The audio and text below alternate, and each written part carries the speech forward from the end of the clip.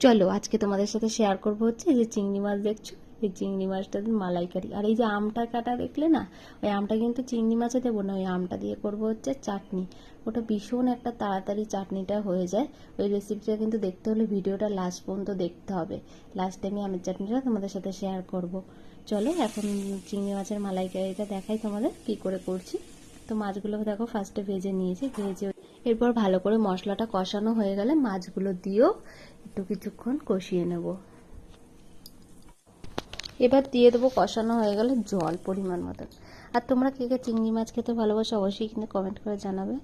আমাদের তো ভীষণ ভালো লাগে এই চিংড়ি মাছের মালাইকারি খেতে। তো জল ফুটে উঠলে দেখো আমি চিনি দিয়ে দিয়েছি ওতে। তারপরে একটু এখানে হচ্ছে দুধ দিলাম, দেওয়ার পরে একটু ঘি আর একটু গরম মশলা দিয়ে এটা নামিয়ে নেবো। এবার হচ্ছে দেখাবো হচ্ছে আমের চাটনির সেই রেসিপিটা।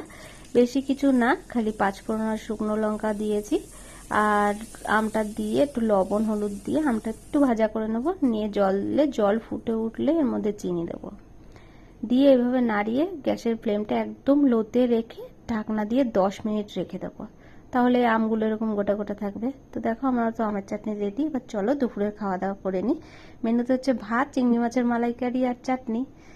তো ভিডিওটা কেমন লাগলো অবশ্যই কমেন্ট করে জানাবে। দেখা হবে নতুন একটা ভিডিওতে। চলো টাটা।